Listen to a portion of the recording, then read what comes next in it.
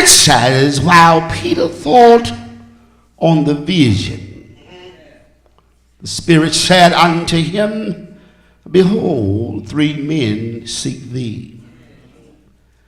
Arise therefore and get thee down and go with them, doubting nothing, for I have sent them. Somebody say, God will prepare you. Then Peter went down to the men which were sent unto him from Cornelius, and said, behold, I am he whom ye seek. What is the cause wherefore ye are come? And they said, Cornelius the centurion, a just man, and one that feareth God, and of good report. That's going to preach by itself. Among all the nation of the Jews, was warned from God by an holy angel to send for thee into his house and to hear words of thee. I'm skipping down to verse 26.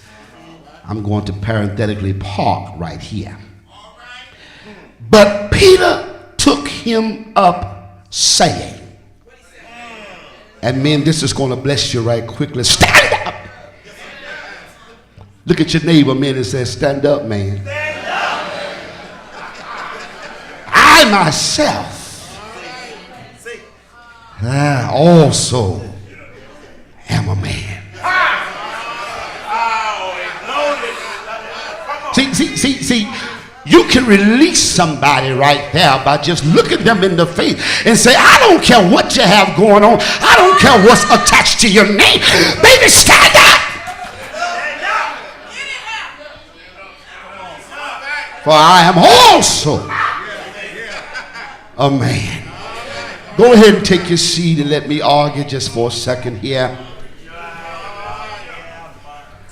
Thank you, Tolliver, once again, man.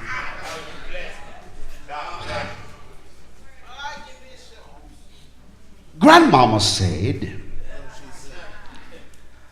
there's a storm out on the ocean. And in her wisdom, she said, it is a moving this away. And one thing that I saw in the revelatory stance of Mother was that she recognized that in this life there shall be times whether you're going into a storm, coming out of a storm, or either you're in a storm. But the great thing about God is that God has the uncanny ability to place us in the eye of the storm. And so watch this here, this being a men's program, all these churches that are represented here. One thing I've learned about men is that men have some struggles, especially being African American men. I want you to know here that I'm not standing here acting like I have everything together, but I also have some struggles. At the age of 18, when I accepted my calling and they called me Reverend Tony Monk, I had some struggles. When I became Pastor Monk at the age of 24, I still, somebody will get this in a minute, had, Pastor, some struggles. At the age of 34, when I became overseer monk, I still had some struggles. When I stood in Memphis, Tennessee, and was consecrated as Bishop Tony A. Monk Sr., Dr. King, I still had some struggles. And so what I'm simply trying to say here is that it comes a time when we as men have to look our struggles in the face and realize that God Overseer Miller Armstrong, there he is, Tolliver Armstrong, that God has already fixed it to where we are the victor. Oh, I wish I was talking to somebody here. It just seems to be to the point that we think that we are the victim, but God has called us to be the victor. Let's go here to Genesis. Genesis in the 6th chapter, when mankind had grieved God's heart, and God said that man has made me sorrowful that I have made him. But somebody say the same thing that gets us into trouble, God will use the same thing to get us out of trouble. For right there in the 6th chapter going into the 7th chapter, he said, but he found favor on Noah. How many of us understand here that it does not matter where you've been or what has happened in your life?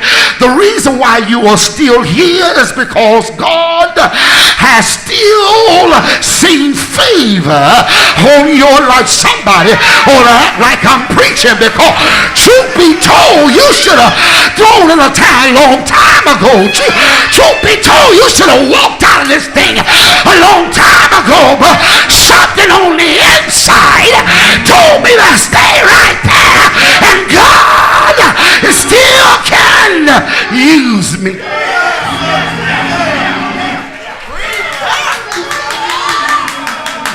I don't know who that was for, but somebody said you weren't going to be nothing.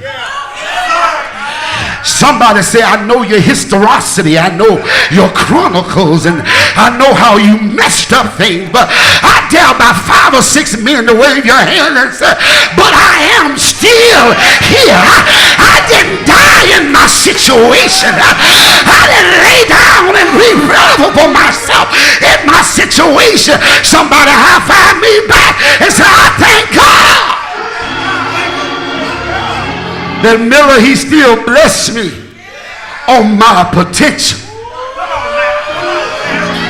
I said something there. I haven't even arrived yet. I haven't even lived down the things that I messed up, but he still blessed me on my potential.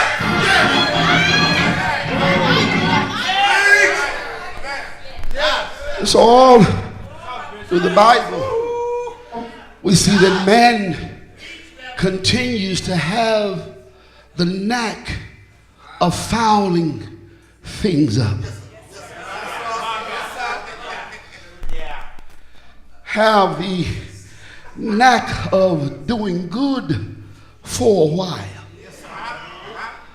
But when those things of familiarity begin to step in, then we revert back to where we come from.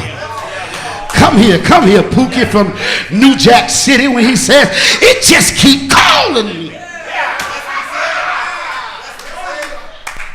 And so man has a way of being introverted. We're not loud. We're not boisterous. Real men.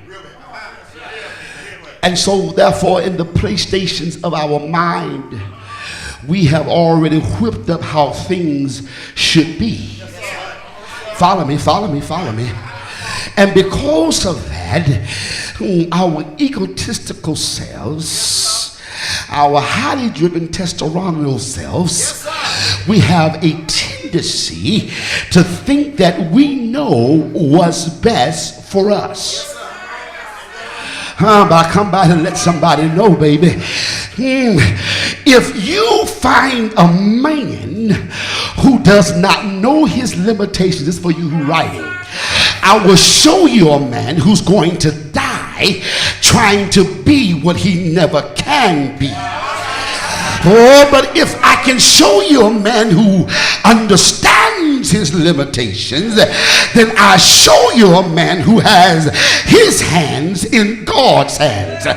Because in our finiteness, we have learned that without God, I can't do nothing. nothing but fail. Am I talking to about 7 men here that you're going to be honest with yourself and be transparent that, baby, if God had reached down way deep and pulled you out of where you are, you wouldn't be the good husband that you are. You wouldn't be the good daddy that you are. It was all because of God. So let me show you that I know my homework here. We're going to pick up now Peter. And it's amazing, Elbert, that Peter is used in this situation. Because Peter is a lot like me. I'm kind of hot-headed. Kind of quick-tempered. And watch this. I'm going to release somebody. And I have used those excuses that God knows how I am.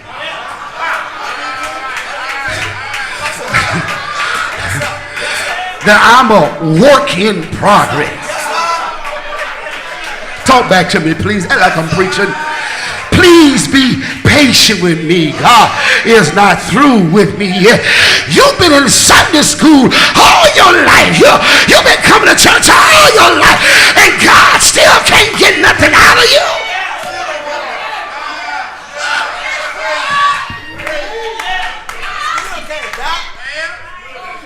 So Peter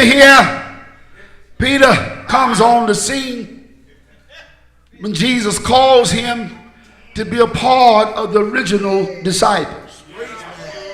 And let me just stop down right quickly here.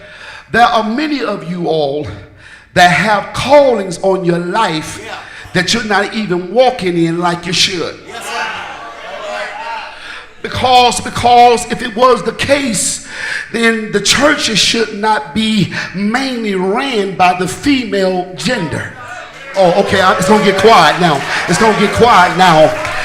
It's amazing how God never changed the dominion for mankind, but for some reason we have found loopholes in it not to do what God has called us to do. And now we're talking about what is this world coming to. Well, men, if we will stand up and be accounted for, then our world would not be in the shape that is in.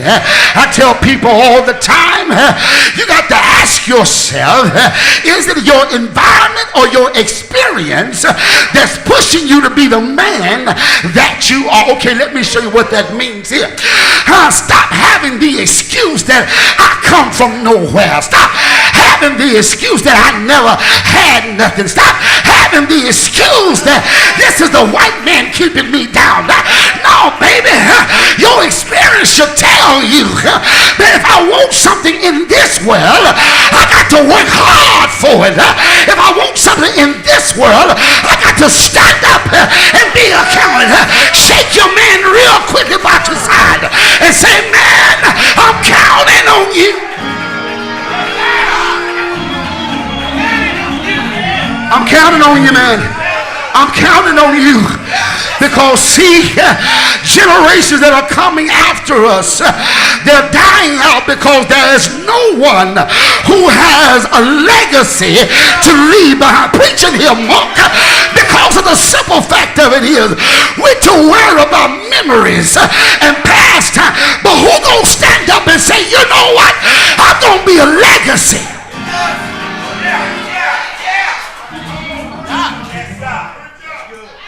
On the barbershop on Sunnyvale and Overton for 12 years. Man comes in great shape. He's 79 years old. Got six-pack stomach. Cannonball shoulders. 79 years old. And you know, in the barbershop, it's the Black Man's Country Club. Anything goes. Women, that's why come we don't take you to the barbershop. Well, let me take that back. We take you one time to let people know that you are a girl. But we go by ourselves mainly because we don't know what's going to break out in the barbershop. And so this particular day in the barbershop, can I take my time, baby? Is that all right? This particular day in the barbershop, this older gentleman, he begins to down talk the young men of today. And so as I was listening to him, he wasn't talking directly to me, Apostle Ford, but because he was talking loud enough, that means that I had the opportunity to reply. And so he began to talk about how sad sack we were and how we're not going to be anything and how it used to be in his day. And so I asked him, I said, let me ask you a question. When you leave here, what are you going to leave behind? It's going to get quiet. I'm going to hear a rat tiptoeing with Q-tip shoes on. Because that question goes out over the pulpit tonight. When you leave here, what are you going to leave behind? Watch this here, Tolliver. Because Andy's Plumbing, founded in 1955, it ain't Andy driving the truck no more, but it's Andy's great-great-grandson that's driving the truck that Andy started in 1955. Oh, it's going to get quiet here. And I asked him, I said, but what are you leaving behind for the young black men? He said, well, I don't have no children. I said, but you have some cousins and some nephews and all of that type of stuff, don't you? He said, yeah. I said, let me help you with something, man.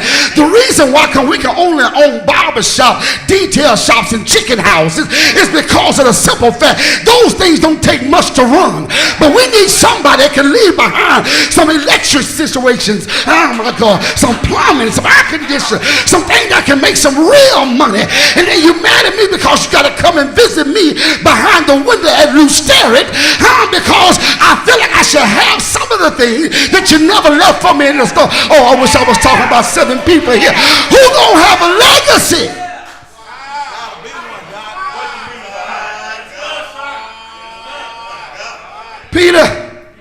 Peter is a great candidate for this text. Yes, sir. Because he's a lot like you and I. Once again, he's egotistical. He gets too big for his britches. But one thing about him is he's a fighter. And so in the 10th chapter, when he gets the vision from God, here's your point. The first thing God does in the vision is prepare him to deal with those who are not like him. Wow. Let that marinate right there. It's a sad indictment that those who may not have what we have, may not look how we look, we have a tendency to think to ourselves that he's a no good man, when all he needs is somebody to lend a helping hand and help him get on the right track. Somebody say, God will prepare you to minister to someone else. And so Peter sees the vision of the things that are unclean and common in his mind. Am I in Bible Country King? And so as he sees these things, God reminds him that if I made it, I don't care what the Mosaic law says, I'm telling you that it is not uncommon and unclean, because I am given the direction of what is to be done in this situation. Watch this right here. Not only is he prepared, but he's called into an assignment that he's not used to. Oh, come on here, somebody. Some of us need to understand that sometimes God will use you to complete unusual assignments. I wish somebody was writing that right there. Sometimes he'll call you to go back to the places that you messed up things and to bring somebody else out of the situation. Oh, come here, preach, monk. Because when we get into unusual assignments, God is going to use unusual characters. Remember Peter stood right there with him and said, I'll die for you. Cut off the man's ear to go to Gethsemane, but then turns right around and the same one that denied him. And somebody said, if he had done me like that, I wouldn't have nothing to do with him. But how many know that God still can use you even though you have made some critical mistakes? Oh, women, I wish you applaud the men right here. Tell them, men, God still can use you even though you have made some critical mistakes. And so he uses a vision with Cornelius. Now watch this. I want to bring this out right quickly here. I told you that Peter was a devout man. And here is Cornelius. If you read the text, it tells you his resume. Oh, I'm going to help you right here. Men, nobody wants to deal with nobody who can't be a man's man.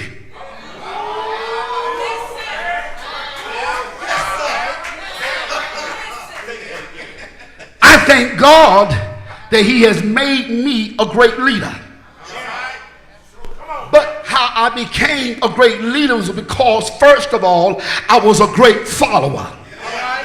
Oh, you missed that. You missed that. And so when you are a great follower, you have to be able to believe that that which one who is in leadership over you is greater than you. Oh. Coming down Overton. I'm still in the hood here. Coming down Overton. My son asked me, he saw a man pushing a basket with all his belongings in it. There was a dog about 7 feet out in front of him. And he said, Daddy, I wonder, does that dog belong to the homeless man? I said, son, first of all, what make you think he's homeless? He says because he seems to be pushing everything he owns in the basket. I said, well, I can't tell you if he's homeless, but I can tell you that that dog belongs to him. Because no matter how far the dog gets out, Jackson, he'll turn around to see where the man is.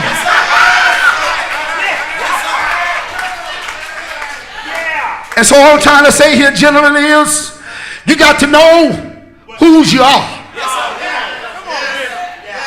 Because there will be times you'll get out of the ark of safety. But Armstrong, I've had some times I had to turn around and see where God was.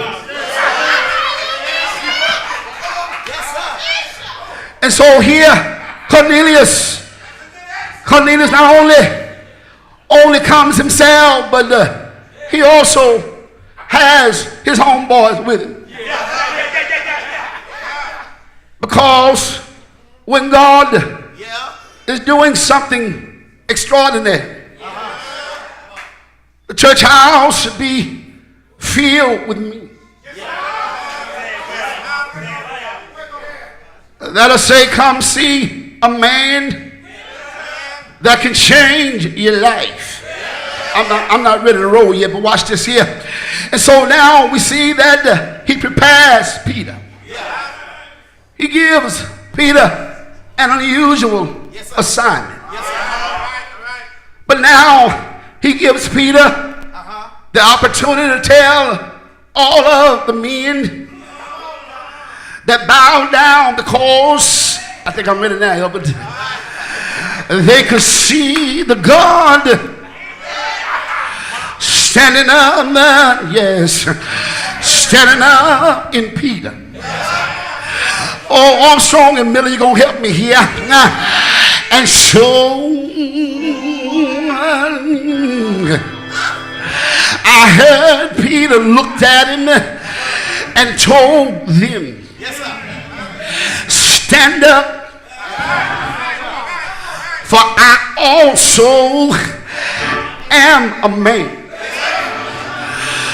All he was simply trying to say was the glory that you see that's on my life is not of my own doing.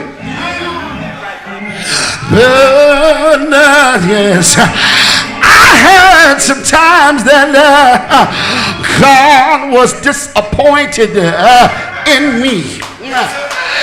Yes, and I've had some time when God should have walked off and left me. But I wish I had about 7 men to say, I thank God that he still saw something he could use in me. And so he is Peter, the same one that had the prophecy in his life fulfilled. When he said, Peter, I hear you right now, but before the cock crows 3 times, you will deny me. And I come by here at 4807 Burnside, right down from where the candy house used to be, to let you know that God still has his hands on you. I know they know the mistakes that you made, and I know that they remember all the addiction that we all have. But I thank God that he looked beyond my faults and he saw my needs. And so I'm going to close right here as I tell you that my topic tonight is don't let me go through it by myself. I wish I had about 8 of you that'll tell your neighbor, I'm trying to do my very best, but don't let me go through it by myself.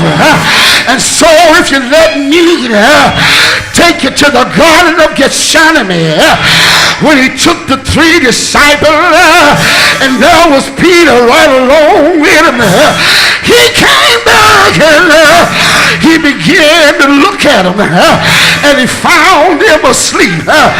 Rock him and shake him and tell your neighbor, wake up, because there's no time to be sleeping on the job.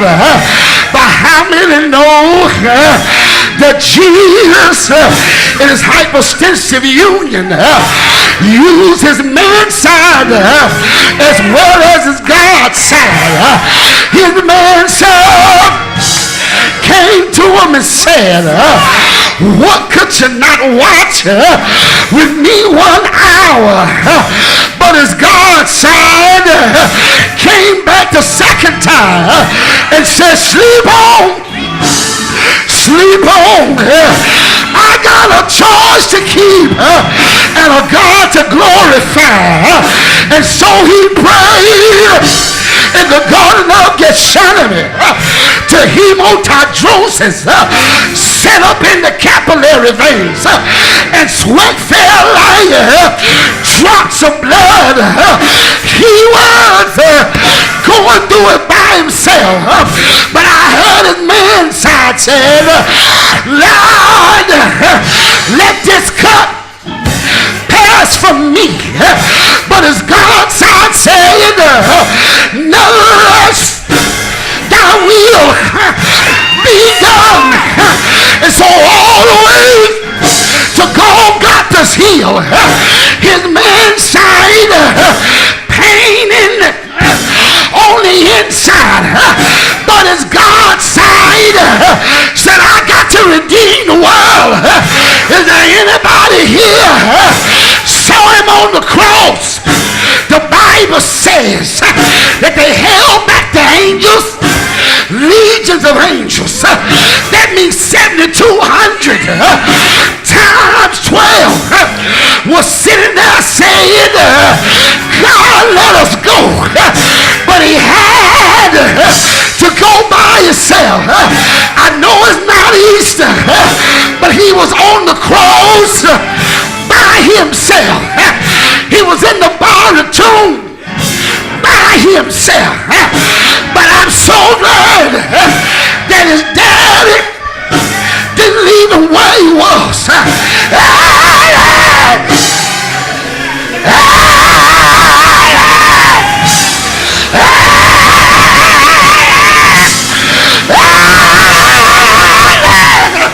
He got up with all power in his hands.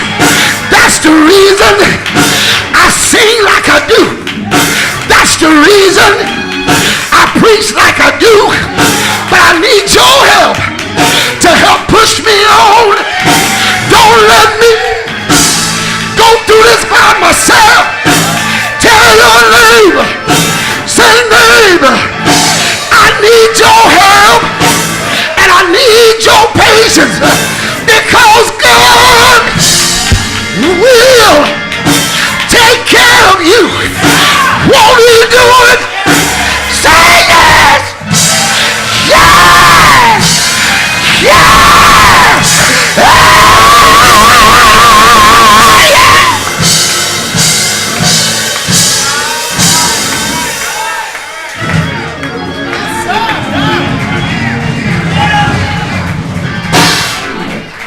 Don't let me. Don't let me go through this by myself. That's our problem. Yes. We're too selfish. When we see our fellow man has fallen by the wayside. Yes, sir. Somebody needs to strengthen him. Somebody needs to be able to tell him, man, it's okay. Get up and let's go Godward. So, as I take my seat, I want to say to every man, every individual under the sound of my voice, you don't have to go through it by yourself. God knows how long you've been there.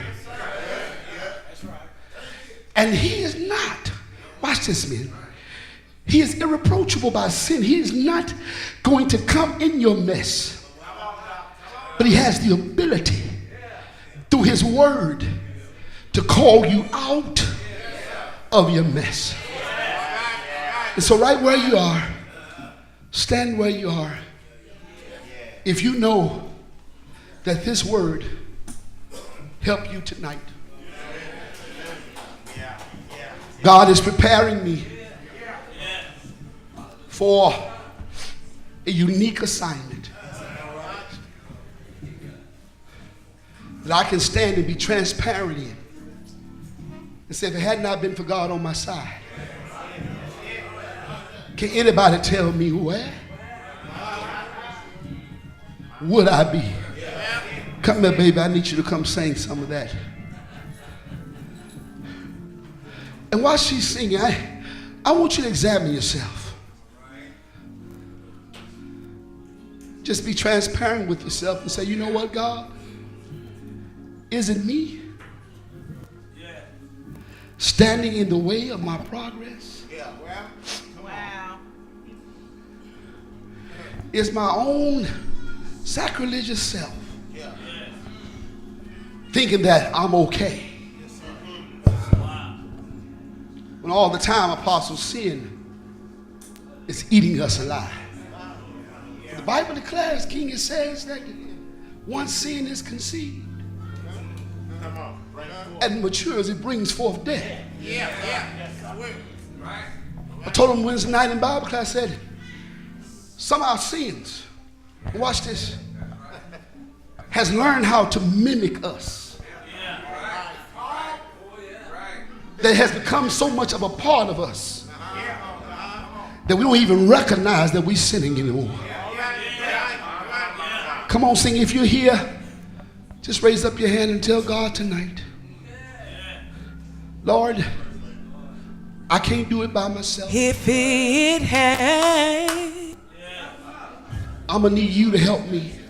not been oh Oh, Lord, lift those hands. That's you tonight. Lord,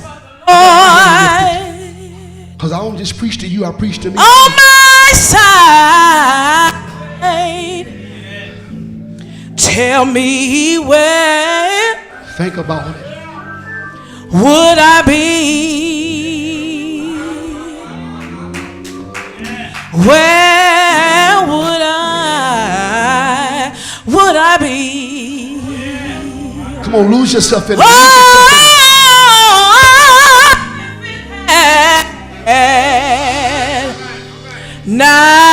not be, Lord, for the Lord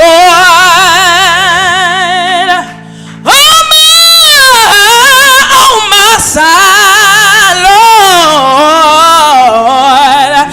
Tell me where Just lose yourself right there. Just lose yourself in there. would I be? Can anybody answer that?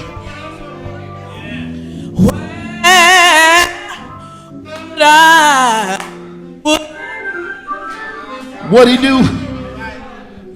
He kept my enemies away. Somebody said, that's why I shout right there. He let the sun shine through a cloudy day.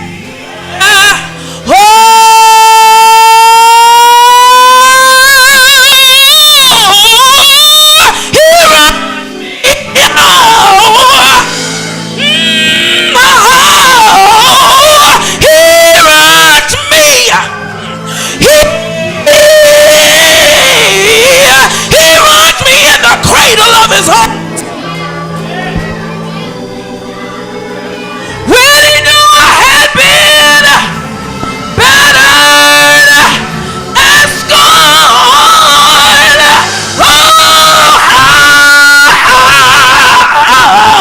Oh, if it had.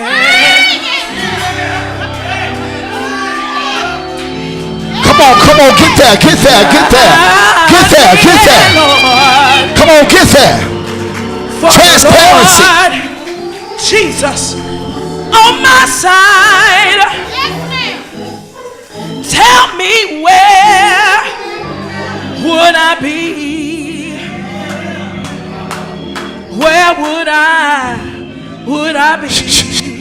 Watch this, watch this. Jesus. Listen, young man right here, I promise you I'm not picking on him because I can't see much without my glasses.